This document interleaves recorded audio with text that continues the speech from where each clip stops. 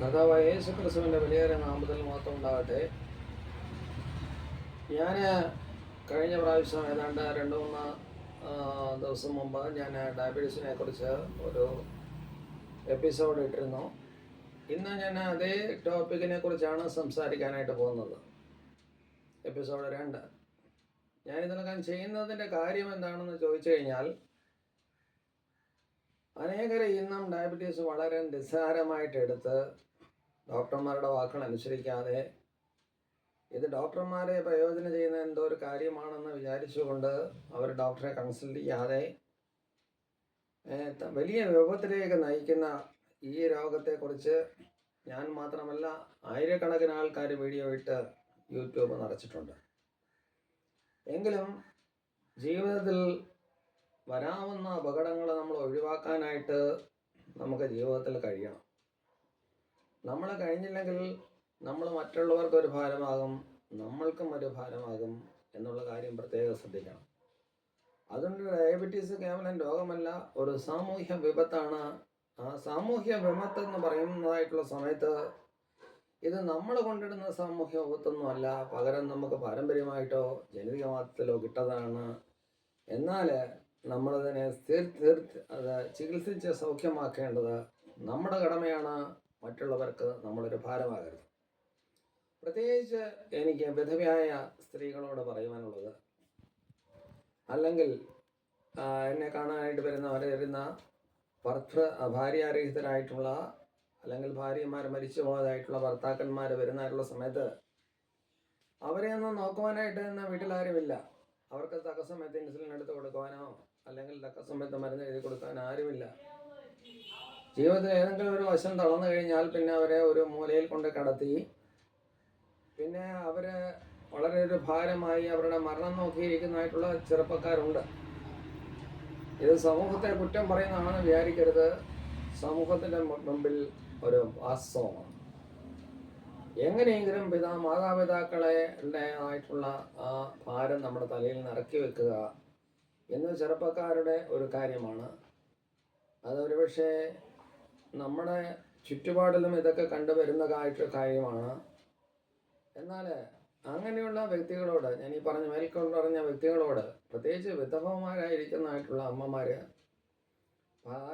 ഭർത്താക്കന്മാർ നഷ്ടമായി പോയതായിട്ടുള്ള ഭാര്യമാർ നഷ്ടമായിട്ട് പോയതായിട്ടുള്ള ഭർത്താക്കന്മാർ, ഇവരോട് എനിക്ക് പറയാനുള്ളത്, നിങ്ങൾ യഥാർത്ഥത്തിൽ നല്ല ചികിത്സ എടുക്കണം. എവിടെങ്കിലും പോയി എന്തെങ്കിലും കേട്ട് ഏതെങ്കിലും ഒരു സമയത്ത് ഡോക്ടറെ അടുത്ത് വരികയും എങ്ങനെയെങ്കിലുമൊക്കെ മരുന്ന് കഴിച്ച് മുന്നോട്ട് കടന്നു പോയാൽ ഈ അസുഖം, ഈ ഡയബറ്റീസ് എന്ന് പറയുന്ന അസുഖം നിങ്ങളെ കാർന്നതില്ല. ഇന്നെനിക്ക് പറയാനുള്ളത്, ഈ ഡയബറ്റീസ് വരുന്നതിൻ്റെ കാര്യം ഒന്ന്, കഴിഞ്ഞ പ്രാവശ്യം ഞാൻ പറഞ്ഞതുപോലെ തന്നെ ഇൻസുലിൻ റെസിസ്റ്റൻസ് കൊണ്ടുവരാം. എന്ന് വെച്ചാൽ ഇൻസുലിൻ നമ്മുടെ ശരീരത്തിലെ ടാർഗറ്റ് ഓർഗൻസിൽ പ്രവർത്തിക്കുന്നില്ല. രണ്ടാമതായിട്ട് ഇത് പറയാനുള്ളത്, ഇത് ഇൻസുലിൻ ഡെഫിഷ്യൻസി കൊണ്ടുവരാം. കാലക്രമേണ ഓരോ മനുഷ്യരും പ്രായമായിക്കൊണ്ടിരിക്കുമ്പോൾ അവരുടെ ഇൻസുലിൻ ഉൽപ്പാദനം അതനുസരിച്ച് ഉയർന്നില്ലെങ്കിൽ തീർച്ചയായിട്ടും നമ്മുടെ ജീവിതത്തിൽ ആ ഷുഗർ കോശങ്ങൾക്ക് യഥാർത്ഥത്തിൽ ഉപയോഗിക്കാനായിട്ട് പറ്റത്തില്ല. ആ പറ്റാത്തത് കൊണ്ട് അവർ ഡയബറ്റീസിലേക്ക് നടന്നു പോവുകയാണ്. തൽഫലമായി അവരുടെ മൂത്രത്തിൽ കൂടി യൂറിന്, മൂത്രത്തിൽ കൂടെ ഷുഗർ, അതുപോലെ ആൽബമിന് ഇതെല്ലാം പോയി അവരെ ശരീരം ക്ഷീണിച്ച് ഒരു മെലിഞ്ഞ അവസ്ഥയിലേക്ക് കൊണ്ടുവരും.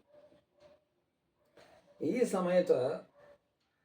സമയത്ത് നമുക്ക് മൂത്രത്തിലെ തടസ്സം ചെയ്യാനൊന്നും പറ്റത്തില്ല. ഒരിക്കൽ കിഡ്നിക്ക് അത് ബാധിച്ചു കഴിഞ്ഞാൽ ആ കിഡ്നിയുടെ ബാധയായി അല്ലെങ്കിൽ ബാധിച്ചായിട്ടുള്ള ആ കഷ്ടതയെ നമുക്ക് ആ പതോളജിയെ നമുക്ക് തിരിച്ചു കൊണ്ടുവരാനായിട്ട് പറ്റുന്നില്ല. അതുകൊണ്ട് ഈ കാര്യങ്ങൾ വളരെയധികം ശ്രദ്ധിക്കേണ്ടതായിട്ടുള്ളൊരു കാര്യമാണ്. പിന്നെ ഞരമ്പുകളെ അത് ബാധിക്കുന്നുണ്ട്. അതായത് നമ്മുടെ തലയിൽ നിന്ന് താഴോട്ട് പോകുന്ന ഞരമ്പുകൾ, നമ്മുടെ സുഷുമ്നാ നാഡിയിൽ നിന്ന് താഴോട്ട് പോകുന്നതായിട്ടുള്ള ഞരമ്പുകൾ, ഈ ഞരമ്പുകളൊക്കെയും ബാധിക്കപ്പെടുന്നു. അതിനുശേഷമാണ് ഈ 2 കാലിനും കൈക്കും ഈ തരിപ്പ് വരുന്നത്. അതൊക്കെ ഏതാണ്ട് ഡയബറ്റീസ് തുടങ്ങിയിട്ട് ഏതാണ്ട് 10 വർഷത്തിന് ശേഷമായിട്ടായിരിക്കും ഇത് വരുന്നത്. പിന്നെ ചികിത്സിക്കാൻ ഓടിയിട്ട് ബെറ്റർ ദാൻ ക്യൂർ എന്ന് പറയുന്നത് പോലെ പിന്നീട് നമ്മൾ ചികിത്സിക്കാൻ ഓടിയിട്ട് കാര്യമില്ല. ജസ്റ്റേഷണൽ ഡയബറ്റീസ് എന്ന് പറഞ്ഞൊരു ഡയബറ്റീസ് ഉണ്ട്. അത് ഗർഭിണിയായിരിക്കുന്ന സമയത്ത് സ്ത്രീകൾക്ക് വരുന്നതായിട്ടുള്ള ഒരു പ്രശ്നമാണ്. അത് ഗർഭാവസ്ഥ മാറും തോറും അത് മാറും. എന്നാൽ മറ്റ് ഇൻഫെക്ഷൻ വരുന്നതായിട്ടുള്ള സമയത്ത് ഇത് വരാനുള്ള സാധ്യത ഉണ്ട്. എന്നാൽ അത് പണിയെടുത്തതായിട്ടുള്ള ഞരമ്പ് രോഗങ്ങൾ ഞരമ്പിനെ ബാധിക്കും. ചില സമയത്ത് അത് വയറിനെ ബാധിക്കും.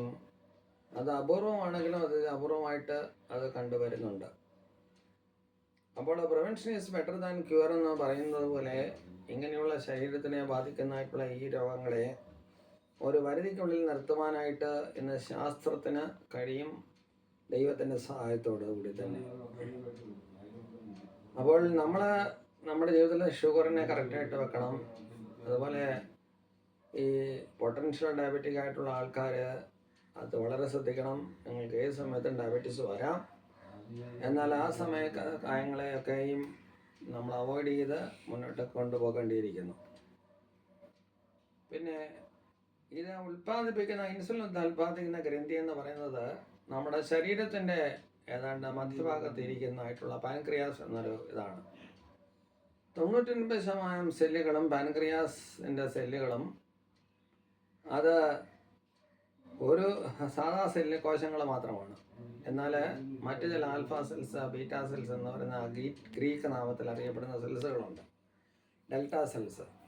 ആൽഫ സെൽസ് ഉണ്ടാക്കുന്നത് ഷുഗർ കൂടി വരുവാനുള്ള ഒരു ഹോർമോണായ ഗ്ലൂക്കോഗോണാണ്. എന്നാൽ ബീറ്റാ സെൽസ് എന്ന് പറയുന്നത് ഷുഗർ കുറയ്ക്കുന്ന ഇൻസുലിൻ കൊണ്ടുവരാനുള്ള ഒരു ഹോർമോണാണ്. ഇതെല്ലാം ഓരോ പ്രോട്ടീൻസാണ്. ഇന്ന് ഇൻസുലിൻ്റെ ലെവൽ അളക്കുവാനുള്ള ഒരു ഗവേഷണ സിദ്ധിയിലേക്ക് ശാസ്ത്രം വളർന്നിരിക്കുന്നു. ശരീരത്തിലെ ഇൻസുലിൻ, ശരീരത്തിലെ ഗ്ലൂക്കോഗൺ ഒക്കെ അളന്ന് കണ്ടുപിടിക്കുവാനുള്ള ഒരു അവസ്ഥയിലേക്ക് ഇന്ന് ശാസ്ത്രം വളർന്നിരിക്കുന്നു. പക്ഷേ അത് മറ്റ് വലിയ സെൻറ്ററുകളിലെ നമുക്കിത് കിട്ടാനായിട്ട് കാണുന്നുള്ളൂ. എങ്കിലും അതിൻ്റെ അലയൊലികൾ ഗ്രാമീണ പ്രദേശത്തും വന്നിട്ടുണ്ട്. അങ്ങനെ നമ്മൾ ഈ ഡയബറ്റീസിനെ വരുതിയിലാക്കി ദൈവത്തിൻ്റെ കൃപയോടുകൂടി നിർത്തണം. അതാണ് ഒരു കാര്യം. പിന്നെ ഫാസ്റ്റിംഗ് ബ്ലഡ് ഷുഗർ ഏതാണ്ട് 110 കൂടുതൽ വരിക, ആഹാരത്തിന് ശേഷം ഏതാണ്ട് 200 കൂടുതൽ ഷുഗർ വരിക, അല്ലെങ്കിൽ 180 കൂടുതൽ ഷുഗർ വരിക, ഇങ്ങനെയുള്ളതൊക്കെ ഡയബറ്റീസിൻ്റെ ഒരു ആരംഭമാണ്. 200 കൂടുതൽ ഷുഗർ വന്നു കഴിഞ്ഞാൽ നമുക്ക് എന്തായാലും പറയാം ഇത് ഡയബറ്റീസ് ആണ്. എന്നാൽ 180 കൂടുതൽ 200 വരെ, അതായത് ഇമ്പേർഡ് ഗ്ലൂക്കോസ് ടോളറൻസ് എന്ന് പറയാനായിട്ട് പറയും. എന്നാൽ 150 കുറഞ്ഞുള്ള റാൻഡം ബ്ലഡ് ഷുഗർ ഏതാണ്ട് നോർമലാണ്. എപ്പോഴും നമ്മൾ ഒരു കാര്യം ശ്രദ്ധിക്കേണ്ടതുള്ളത്, നമ്മുടെ കൈഞ്ഞരമ്പിൽ നിന്ന് എടുക്കുന്നതിനേക്കാൾ ഷുഗർ നമ്മുടെ കൈകളിൽ കുത്തുമ്പോൾ കാണും. അത് ഗ്ലൂക്കോമീറ്ററിൻ്റെ ഫോൾട്ടല്ല, കാപ്പിലറി ബ്ലഡിൽ കുറച്ച് കൂടുതൽ വീനസ് ബ്ലഡിനെ കാട്ടി കാണും. ഈ ഒരു കാര്യം നമ്മൾ ശ്രദ്ധിക്കണം. ഈ മാരകമായിട്ടുള്ള അസുഖങ്ങൾ ഇന്ന് കൂടിക്കൊണ്ടിരിക്കുന്നതായുള്ള സമയത്ത് ഇന്ന് 42 വയസ്സ് 43 വയസ്സുള്ള ആൾക്കാരൊക്കെ ഹാർട്ട് കോംപ്ലിക്കേഷനായി സ്റ്റെൻ്റൊക്കെ ഇട്ട് വന്ന ആളുകളെ എനിക്കറിയാം.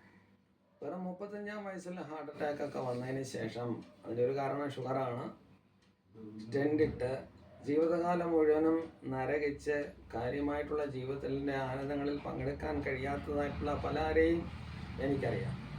ഈ സാമൂഹിക അവസ്ഥകളെ കണ്ടുകൊണ്ടാണ്, അല്ലാതെ മറ്റൊന്നും കൊണ്ടല്ല എനിക്ക് ഇത് ചെയ്യാനായിട്ട് ദൈവം ഇടയാക്കിയത്. ഞാൻ ഡയബറ്റീസിനെ കുറിച്ച് ഒരു ഭീതി വരുത്തുകയല്ല, പകരം ഈ ഡയബറ്റീസിനെ കുറിച്ച് ഒരു ചില മിത്തുകൾ മാറി അതൊരു നല്ല നിലയിൽ അത് എടുക്കണം. അതിനുവേണ്ടിയാണ് ഈ വീഡിയോ ചെയ്യുന്നത്. നിങ്ങളെല്ലാവരും ഇഷ്ടപ്പെട്ടെങ്കിൽ അത് ഷെയർ